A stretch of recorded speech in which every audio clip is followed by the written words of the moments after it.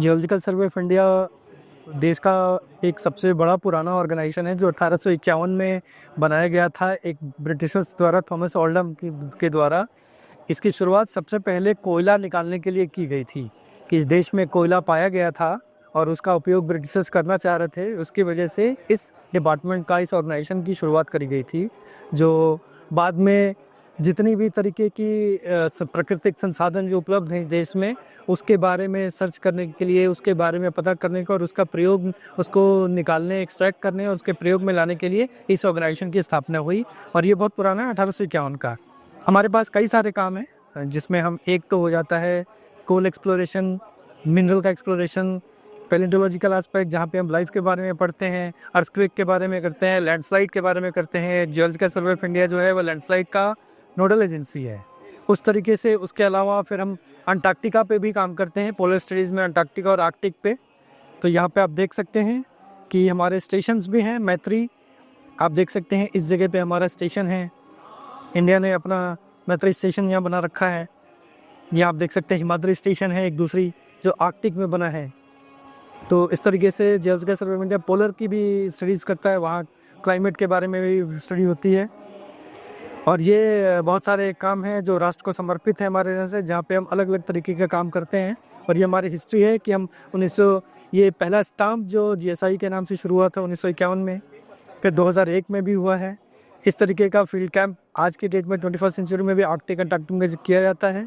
और ये उस वक्त का फील्ड कैंप है 19वीं शताब्दी का। इस तरीके का कैंप होता था और आज के दिन में हम ऐसा करते हैं। एरियल सर्वे भी होती है, एयरबोर्न सर्वे भी होती है, रिमोट सेंसिंग का काम होता है, सैटेलाइट इमेजरी का काम होता है। अंटार्कटिका का जैसे मैंने बताया दिया, मिनरल एक्सप्लोरेशन के लिए उसकी ड्रिलिंग की जाती है, फॉसिल निकाला जाता है। और इस तरीके से अर्थ साइंसेस से अर्थ साइंसेस रिलेटेड जितनी भी स्टडीज़ हैं उनका काम जियोलॉजिकल सर्वे ऑफ इंडिया करता है। ये हमारे पूरे देश का एक मिनरल मैप है जहाँ पे अलग अलग सेक्टर हैं जो मिनरल प्रोविंस हैं।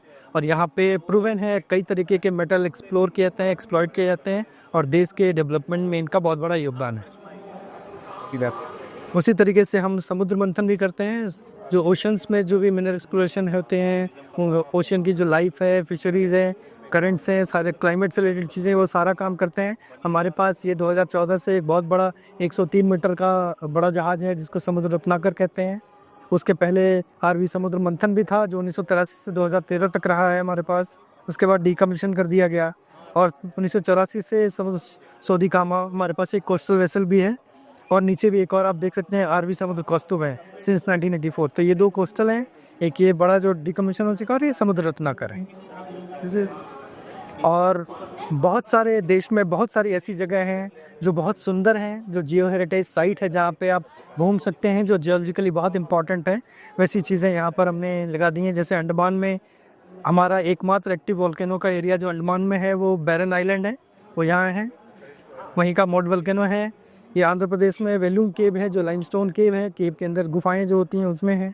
वैसा ही एक ग्रैंड कैनियन अपना इंडिया में भी है जो गंडीकेटा आंध्र प्रदेश में है, जो ऐसा कुछ नज़र आता है।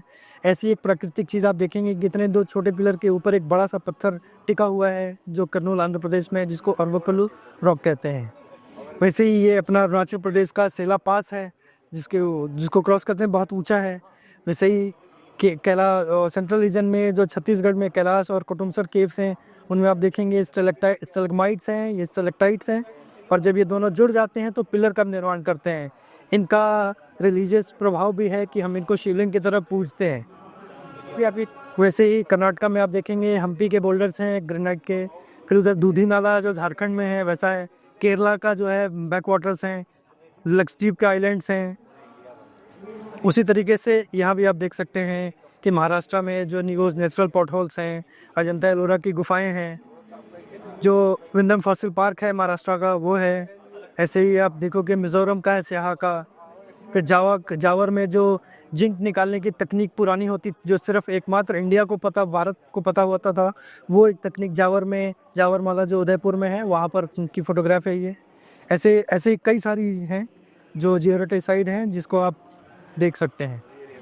और ये थोड़ा सा लाइफ, जैसे मैं बताया कि थ्योरी ऑफ इवोल्यूशन, लाइफ की इवोल्यूशन के बारे में हम पढ़ते हैं कि कैसे ह्यूमन का इवोल्यूशन हुआ है एक एप से लेकर आज के कॉमन ह्यूमन बीइंग का। और एज के साथ कैसे कैसे चीज़ें बनी हैं पृथ्वी पर। आज हम जिस प्लेट पर हम रह रहे हैं इंडियन कंटिनेंट पे, वैसे करके शुरुआत यहाँ से हुई है। कई सारे प्लेट थे, पहले ऊर सुपर कंटिनेंट था, फिर कनोर लैंड हुआ, कोलंबिया हुआ, फिर वो टूट के रोडिनिया बना, फिर वो टूट के पेनोशिया बना, फिर प्री पेंजिया, पेंजिया, गोंडवाना, फिर आज के डेट पे हम ऐसा नज़र आता है हमें। और टाइम के साथ आप देखेंगे तो कैसे कैसे हैं शुरुआत के ऑर्गेनिजम्स हैं, और आज की डेट में ह्यूमन बींग्स जो 0.2 मिलियन ईयर्स पहले ह्यूमन बींग्स शुरू हुए थे। और फ्लावरिंग प्लांट्स यहाँ देख सकते हैं आप, क्रेटेशियस के टाइम के पीरियड के हैं। डायनासोर्स आप देख सकते हैं कि वो यहाँ पर हैं। बस ऐसे ही लाइफ में फिश यहाँ से सिल्विन से शुरू हुई हैं। ऐसे लाइफ के बारे में भी जियोलॉजिकल सर्वे ऑफ इंडिया इसके बारे में एक्सप्लोर करता है। बाकी मिनरल एक्सप्लोरेशन के बारे में मैंने बताया है कि अलग अलग स्टेजेस होते हैं एक्सप्लोरेशन के। शुरुआत में मैपिंग की जाती है, फिर अगर कुछ संभावनाएं मिलती हैं तो उसको और डिटेल में किया जाता है, और एट लास्ट में फिर ड्रिलिंग होती है, और ड्रिल करने के बाद हम रिजर्व एस्टिमेट कर बताते हैं, और फिर वो गवर्नमेंट को दिया जाता है ऑक्शन के लिए। और उसी तरीके से जेमस्टोन के बारे में भी, चूँकि पत्थरों में ये मिलता है तो इसके बारे में भी देखा जाता है। जैसे आप देख लीजिए कि ऐसे पत्थरों में एक जेम पाया जाता है, जैसे रूबी हो जाए, सफ़ायर है, ये डायमंड है, ये आपको रंडम आप देख लो, एमराल्ड देख लो। ऐसे आज के डेट में बहुत सारे सिंथेटिक पत्थर भी होते हैं, तो उसकी भी जांच जीएसआई करती है कि वो पत्थर जो है वो ओरिजिनल है या नहीं है। तो चाहे वो डायमंड हो या रूबी हो, ऐसा तरीके की जांच भी जियोलॉजिकल सर्वे ऑफ इंडिया करती है। क्यों ऐसे सारी चीज़ें जो है जियोलॉजिकल सर्वे ऑफ इंडिया काम करती है। और इसके ऑफिसेस पैन इंडिया है, हर स्टेट में इसका ऑफिस है। हेडक्वार्टर कोलकाता में है, और हमारे नॉर्दर्न रीजन का हेडक्वार्टर लखनऊ में स्थित है। Thank you.